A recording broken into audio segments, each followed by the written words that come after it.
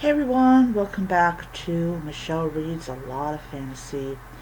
Alright, so happy Monday everybody. Hope all of you are going to have a good one. It is currently sorry. It is currently 1:54 in the morning at the time that this video is done. So I think this is episode number 8. I'm not exactly sure. It's like episode number. I believe it's episode number 8. And I was looking at my like when I had uploaded the last like reading vlog, and it was like, wow, it was quite some time. It was quite some time. I had a really good book ban week. As everyone knows, I read Harry Potter and the Chamber of Secrets, which is from one of the most prolific banned authors, both past and now. Um, I also just finished The Witcher: Blood of Elves. This is actually this is supposed so in the publication order, this is actually book number 3, but in the main Witcher storyline, this is book 1. This is the book that got me confused about how these books were released, and I ended up be like, okay, I want to pick up the other two.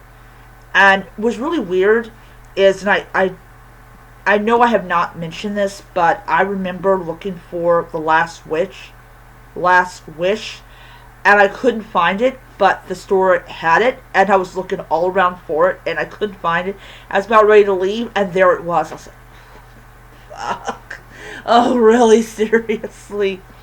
But yeah, so this is the third one. The fourth book in publication order, I have it on my Kindle app, so I will be reading that book um, Wednesday. I'll start reading that book on Wednesday because I do I do want to return it, but I do plan on to buy the physical copy of the fourth book like next week.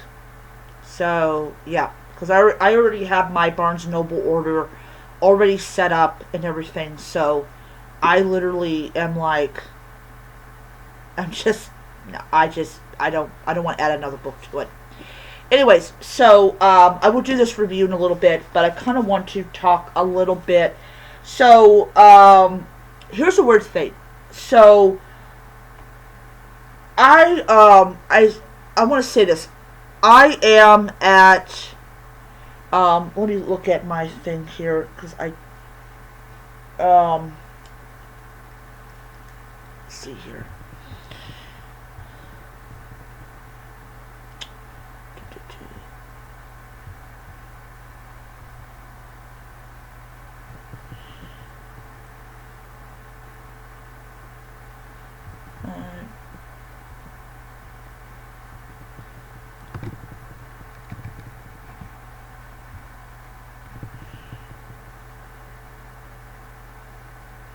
All right.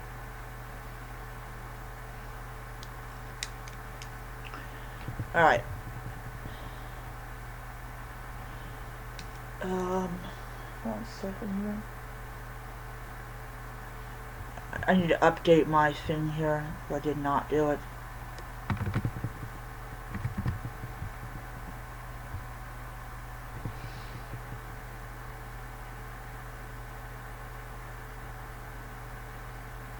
Alright. There, I'm done. There, I'm done. Alright, so I'm at 48% of Red Rising, Book 1, and I'm at 34% of Beyond the Gate. I also started on The Good, the Bad, and the Undead by Kim Harrison. I I have not yet put it on the Goodreads app or Goodreads site. So that was, I believe, 2 days ago. I started on that book, and that book is basically about it all. So it starts with Morgan getting a hold of this supposed rare fish for this client and being totally duped by said client. And what's going on in this book is that someone is killing witches. Somebody's killing witches. And it's believed to be the work of witch hunters, even in this world where there's science, either legal or illegal. There are still witch hunters, and it's not a good thing. I'm also continuing with A Vision in Silver. I'm currently on chapter. I hate doing this.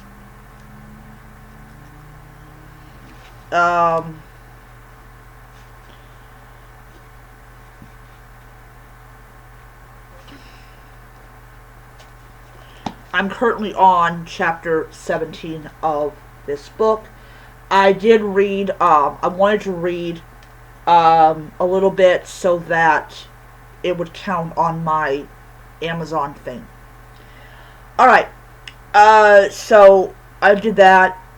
So I finished, last week I finished one fantasy book. I did a review of that book a couple of days ago. So that's what I did.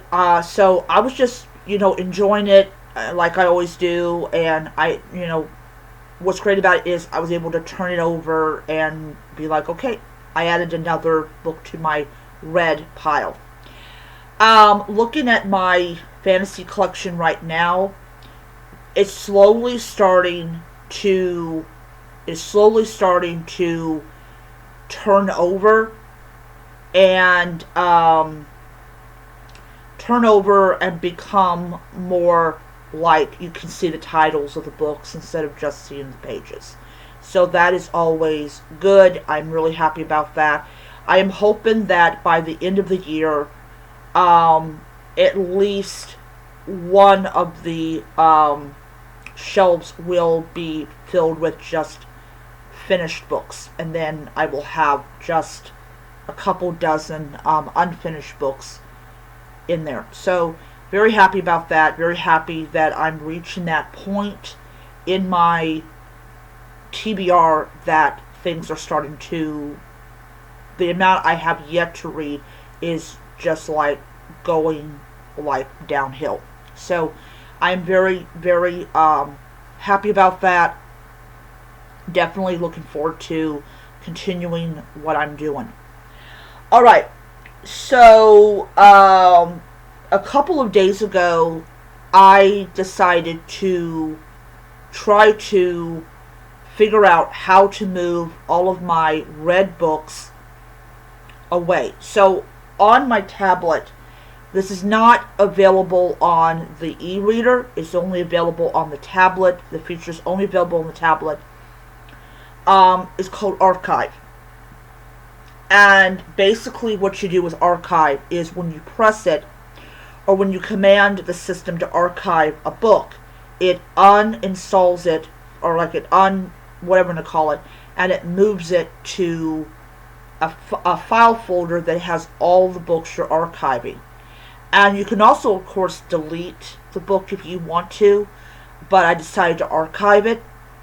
I had 56 books I either had not read or were in the middle of reading. So it was like 52 books I had not read and 4 that I was currently reading. Well, now I'm down to 3. So that's good. And of course, everyone knows the book I did finish reading was Blood of Elves, which is the first book in the mainstream, or the main Witcher storyline. So that's really great because every book that I finish, I automatically pull it over to Archive. I don't need the internet to do that. I can do it without the internet. But if I want to make a book available, then I have to have the internet and everything. So that feature was something that I was very excited about uncovering. It enables me to read the book and then send it off to archive, where I now have a clear picture of how many books I've got. So now I'm down to 55 books, which is good. So yeah, I am very happy about that. Very, very happy about that. Okay, so getting to the review of The Witcher, because I'm now over 10 minutes in my video. So The Witcher, Blood of Elves is the first book in the main Witcher storyline. And this all centers around this war that has now erupted between the elves and the humans. And there's the child that is born. So it's interesting, like on the TV show, there was a fight between this cursed prince and his bride-to-be's family, and the Witcher was able to stop it. And what ended up happening was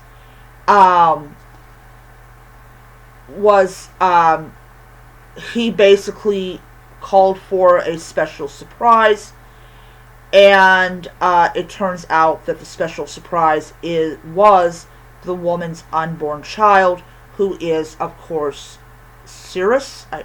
I know I'm butchering her name. And so in this book, she is with the Witcher and Yennefer, and Yennefer doesn't really appear in this book until a little bit later on, but she's there to teach Circe how to do magic. And there's some really interesting kind of things about it. Also, she's at that age where she's starting to think about, what girls think about. And Yennefer is kind of like, I don't want to talk about this. She's so adorable. I mean, there's one thing to actually actively do it, but to talk about it is, oh no. I had so much fun. It's so much fun. Listen to Yennefer just go, please, no, don't talk about that. I don't need to talk about it. It's hilarious. Anyways, absolutely did love this book. But outside the funny parts of it, you can tell that the humans, they believe they're superior to elves. And here's the thing, they're not. They are not superior to elves in any way, shape, or form.